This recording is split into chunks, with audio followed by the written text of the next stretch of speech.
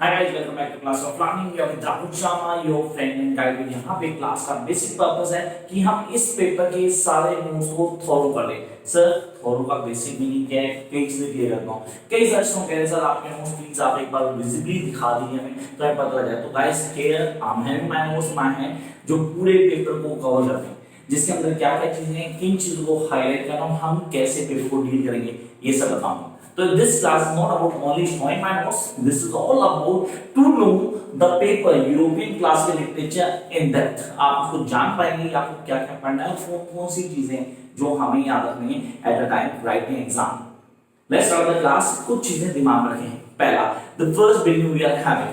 It brings start with the Homer, the Iliad. Sir, Homer का work Iliad, one of the masterpiece. Sir, इसकी video already मैंने डाली है आप लोगों के लिए, आप उस वीडियो को फॉलो कर सकते हैं। उसके लिए अगर चैनल को अगर सब्सक्राइब ना तो सब्सक्राइब करके नोटिफिकेशन बटन को प्रेस करें और वीडियो को लाइक जरूर कीजिए, ये एप्रिशिएट देता है टीचर को। सेकेंडली, पहले क्लियर करते हैं होमर में हमें जानना है। तो अगर आप होमर को पढ़ना शुरू करो, इलियड की बात कीजिए तो यार हम इसमें क्या क्या पढ़ रहे हैं, तो ये बहुत ही बड़ा एपिक है। तो सर कहीं ना कहीं ना बहुत ज्यादा डाउट लगे हम कैसे पढ़ेंगे। तो इसके लिए मैंने क्या कि मैंने पहले आपको एक ब्रीफ इंट्रो दी, जिसको पढ़ने के बाद आपको पूरा पता चलेगा कि यार हमें कैसे पढ़ना है, पढ़ने का तरीका क्या होगा, किन चीजों को ध्यान रखना है और कौन कौन सी चीजें ऑन टिक करनी है। तो ये तो हो गई ब्रीफ इंट्रो। उसके बाद आते हैं स्टार्ट में मैंने टेस्ट के वो सारे पार्ट डाले हुए हैं जो आपके लिए eight the time of writing answer matter करते हैं। जैसे कि मैंने लास्ट वीडियो में कहा था आप लोगों को कि there is a difference between writing in class 12 and English honours. वो आंसर आपको इन नोट्स के थ्रू पता लगेगा कि हमें कैसे लिखना है, how we are going to write perfect answer. Then we come to the basic things, that is the character test. Sir character sketch कौन कौन से हैं, कौन से ऐसे पॉइंट है जिनको जानना जरूरी है। क्या सर मैं होमर की बात करूं या इंग्लिश की बात करूं, क्या इसमें दो चार कैरेक्टर्स नहीं? Sir we are having lots of character है, लेकिन मैंने उन पे से ये जो सबसे ज्यादा इंपॉर्टेंट है उनको आप लोग करेंगे, कॉन्सेप्ट क्लियर करेंगे सारे के सारे। फिर हम आते हैं बेसिक पार्ट पे जो सबसे इंपॉर्टेंट होना है। आपने कहा sir that is the theme.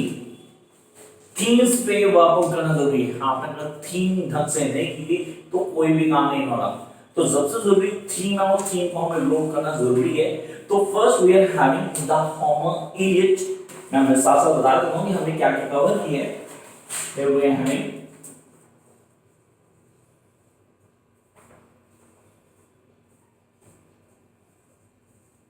First Homer the Iliad. इसमें हमें क्या क्या मिलने वाला है? हमें मिलने वाला है ब्रीफ इंट्रो, समरी जिसको आप प्लॉट करेंगे पूरा, important points of the test, then we are having themes and that is the key point of this play. अगर आपको ये चीजें ऑन टेक नहीं है तो पेपर में आंसर नहीं लिख पाएंगे। सबसे इम्पोर्टेंट किसी भी पेपर को लिखने के लिए हमें ये चीजें आनी चाहिए। हमें पता हो जी थीम्स क्या हैं, किन चीजों को हाईलाइट किया, कौन कौन सी चीजें हमें at the time writing the test याद रखनी है। Then here we come to next part, that is one of the most important, Oedipus Rex. Now what do you know Oedipus Rex क्या है? सर इसकी video, yes you have the video, लेकिन Oedipus Rex में sir क्या क्या समझना था, किन चीजों को डील करना था, वो चेंजेस कैसे आना है। तो guys here listen carefully. Oedipus Rex is one of the most important play in your course और इसका क्वेश्चन 100% मिलने वाला है।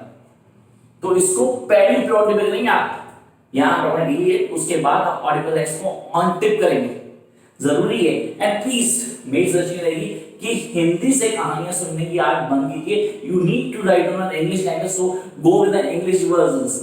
बहुत सारे हैं हम चीजों को जान पाएंगे, और नहीं तो हिंदी समझ तो ठीक है, go for half Hindi so that you can concentrate on a basic point जो दिमाग में नहीं लिखना है।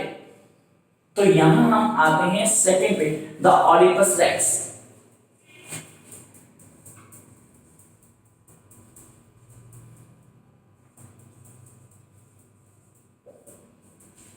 सेम ऑडिपस रेक्स की बात की, सबसे पहले हमें क्या करना है इसके अंदर, इसके थीम शुरू करना है।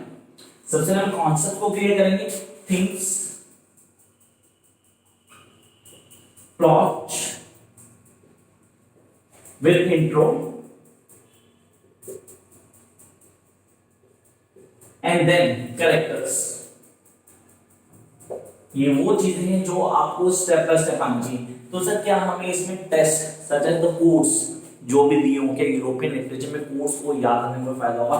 डेफिनेटली होगा। इस अगर आप कर सकते हैं तो बहुत अच्छा है, नहीं कर पाए तो नो यूज, चल रहा है। अभी फिलहाल तो फर्स्ट टाइम आप आए और एकदम पेपर आने हैं आपके, तो आप कुछ कर नहीं पा रहे, लेकिन हाँ जितना आप इनमें ध्यान देंगे उतना आपके लिए बेटर होने वाला है। इसके लिए वीडियो दे रहा हूँ कल मैं, जहां मैं बताऊंगा कि किस तरह आंसर लिखने आपने, how you guys are going to write down answers. आप उसको देखना ना भूलें और प्लीज चैनल को साथ में सब्सक्राइब कर लीजिए ताकि किसी तरह कोई दिक्कत ना हो आपको। Now time to move towards the next part, that is one of the most जो expected तो है, लेकिन as compared to these two थोड़ा नीचे आ रहा है, लेकिन पेपर में बहुत important, that is the story of the pot of gold.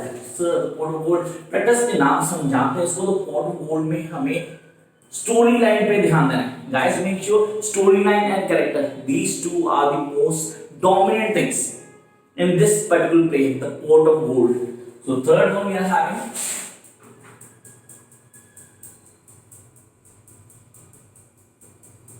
and I hope कि इसको आप फॉलो करेंगे। इसमें ध्यान रखना, दोबारा चीज बताऊं गाइस, करना क्या है, we need to concentrate on the plot. First of all plot पे ध्यान देंगे, फिर इसका प्लॉट थोड़ा कहीं ना कहीं हमें अलग करता है, and then characters. And I must say paper में आपको कैरेक्टर्स में क्वेश्चन आने वाला है। तो आपने कहा सर गोल्ड की बात की है, we are having something, should we go for the writers too? Yes, you must. When somebody says we do know about the writers, it's a edge. ये आपको हेल्प करता है आंसर को और अच्छा क्रिएटिव करने में। याद रखिए हम जब लिटरेचर का आंसर दे रहे हैं तो हमें करना क्या होता है, हमें ना कुछ बेसिक दिमाग में होता है, जैसे कि हम आंसर लिखेंगे, कैसे लिखने का तरीका क्या होगा, किन चीजों को फ्लो अप में लेके आना है और हमें कौन कौन सी चीजें ऐड करनी है। उसमें अगर मुझे नॉलेज है राइटर की, the one who wrote down all the things, अगर मेरे को थोड़ा भी आइडिया तो मेरे लिए प्लस पॉइंट का काम करता है, and I want guys you to use that, implement करें इसे। Come next one, the metaphors. Sir metaphors को तो अभी कई लोगों ने पढ़ा ही नहीं है, दे नॉट हैव आइडिया कि सर कहां से करें, क्या करें। सर बुक्स से क्या है, टेक्स्ट बुक्स ले आए मार्केट से, कई लोगों ने बोला मार्केट में चैंपियन आ गई, चैंपियन लेता बेटर है और गुड फॉर नथिंग। कॉन्सेप्ट को क्लियर करो कहां से मिल रहा है, अगर आप टेस्ट लाके पढ़ते हैं बेस्ट है, नो डाउट, लेकिन क्या आपके पास इतना टाइम है, द बिग क्वेश्चन, इस पे ध्यान दें। Then here we have the metaphors, the next one,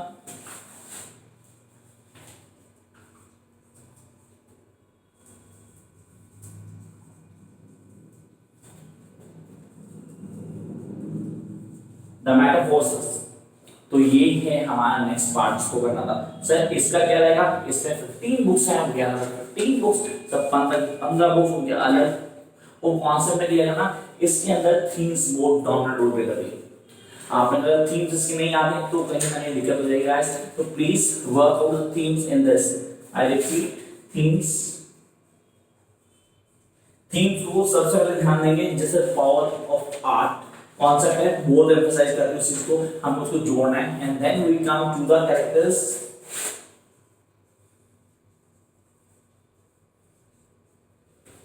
तो थीम्स हो गई हमारे, then we have the characters, and then jump up to the next most important point in this, the plot. उसको तो नहीं भूल सकते कि वो बेसिक थीम है, कैरेक्टर्स को पहले पढ़ना है क्योंकि यहां से हमें हाईलाइट मिलेगा चेंजेस नहीं। और एक चीज और क्लियर करना है आपको कि ये सबसे ज्यादा कैरेक्टर इसी में होने वाले हैं, अभी तक जितने ही पढ़े उनमें सबसे ज्यादा कैरेक्टर यही होंगे हमारे पास।